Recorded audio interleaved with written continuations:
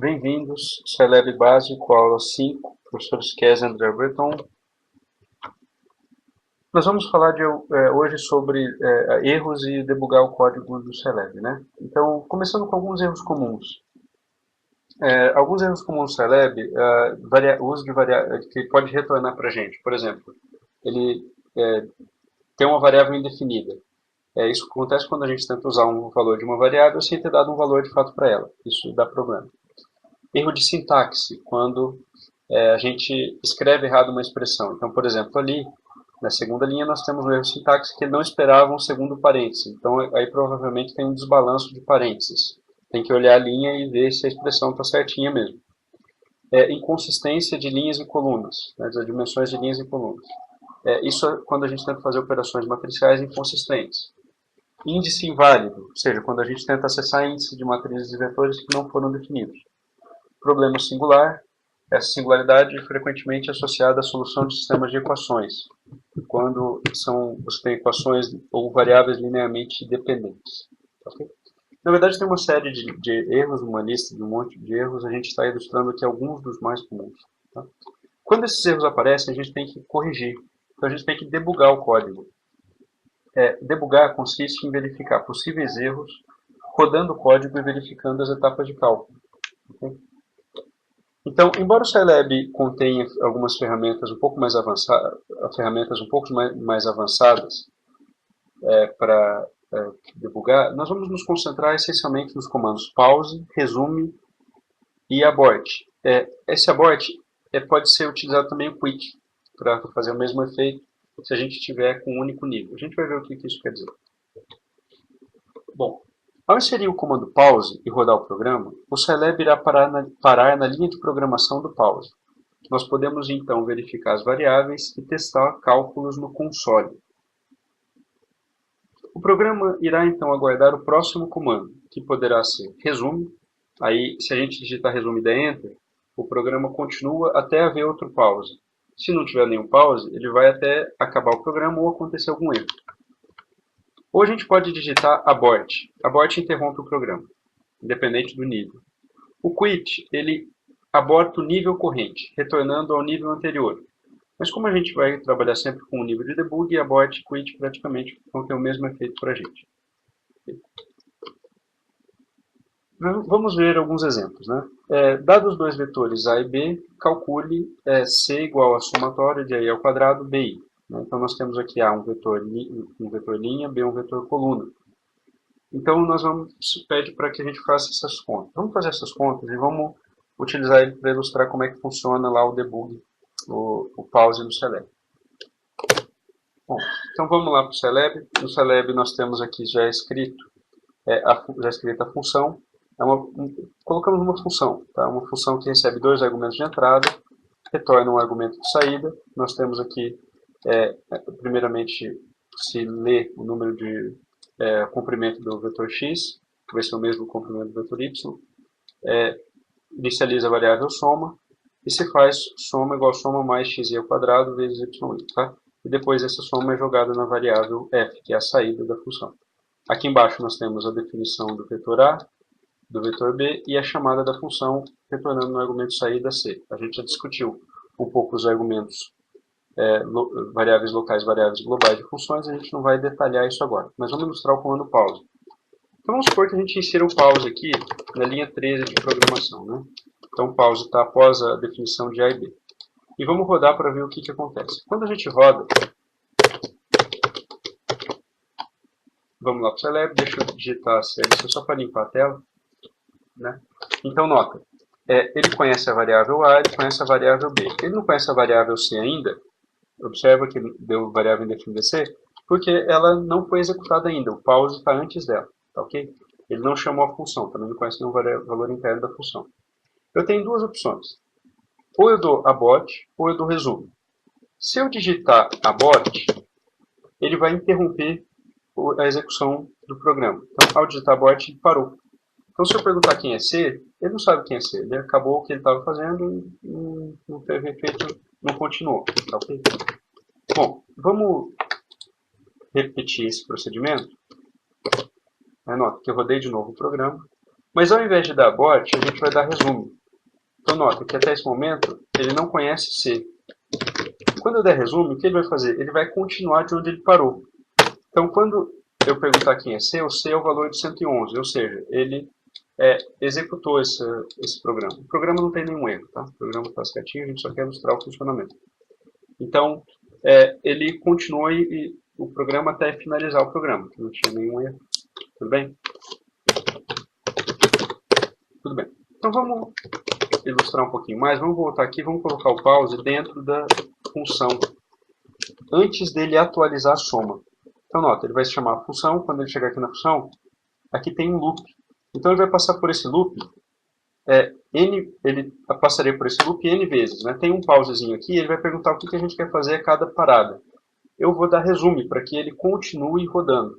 Então quando a gente rodar isso aqui, ao rodar e olhar lá no console, ele está esperando o que a gente quer fazer. Eu posso verificar quem é soma. Soma até o momento é 0. Note que a única linha de execução foi essa daqui. O I ainda é 1. E quem é o I? O I ainda é 1. Né? Ele não atualizou o soma. Quando eu der resume, ele vai continuar até o próximo loop. Ele vai continuar até o próximo pause. Como ele está no loop, é esse pause aqui mesmo. Mas aí, nesse caso, o I vai ter sumido o valor de 2. Quando a gente perguntar quem é soma é 4. Eu posso mandar outro resume. Quando eu der outro resume e perguntar quem é I, o I é 3. E a soma é o valor de 31. Ok? Então, soma tem o valor de 31. Então, quando a gente mandar rodar de novo, mandar continuar, ele vai ter saído do loop. O I já vai ter completado o seu ciclo, né? Já vai ter ido de 1 a 3.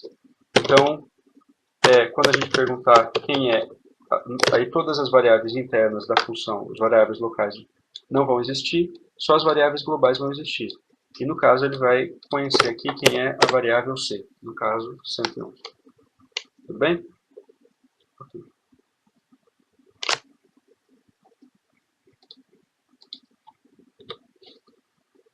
Voltando à apresentação, o código a seguir propõe efetuar a mesma conta do exemplo anterior, esse exemplo aqui onde a gente calculou o valor de C igual a 111, porém, ele não está retornando esse valor, ele está retornando uma matriz.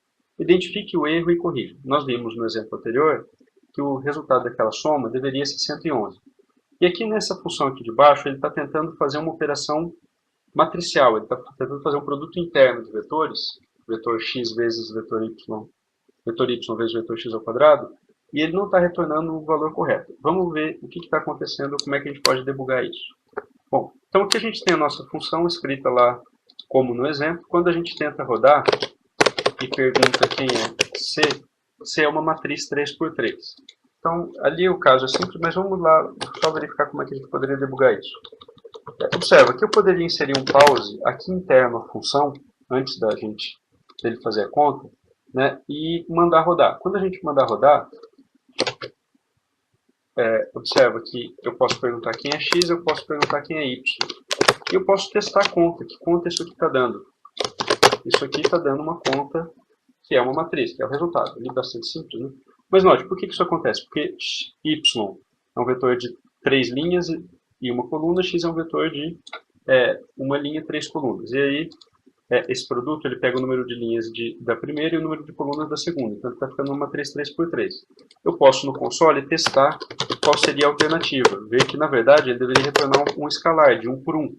Ou seja, o y deveria estar à direita ali da operação. Né? Então, a gente teria isso aqui como um vetor linha, isso aqui como um vetor coluna. Ao fazer a multiplicação, de fato, isso retorna um único valor, que é 111. Então, observem que a gente identificou o erro por aqui, testou o código, e eu posso vir aqui e corrigir, colocar o y do lado de cá.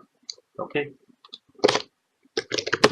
E pedir para rodar. Né? Então, deixa eu tirar o pause daqui, que agora já não existe bastante do tempo. Bom, dicas, né?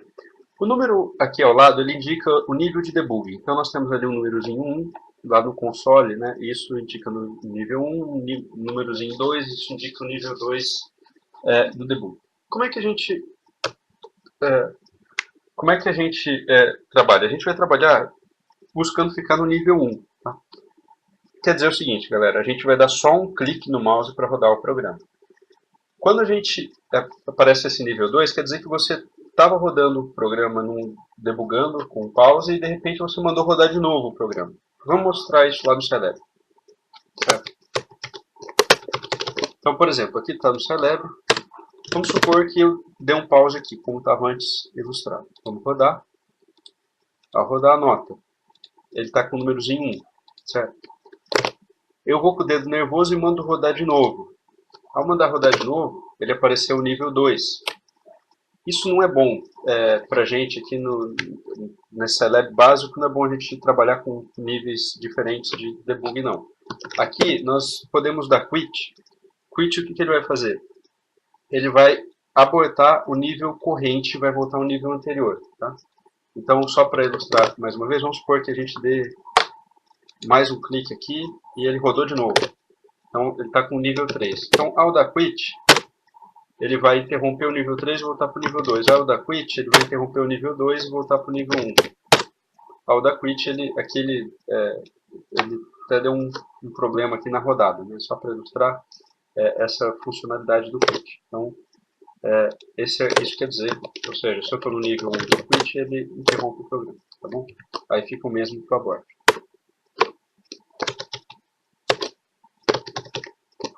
Bom, então, por precaução, vou ficar com o nível 1. Cuidado com o dedo nervoso. Dê apenas um clique ao mandar rodar o programa, tá bom? Se começou a ver que emporcalhou, dá abort e recomeça a rodar.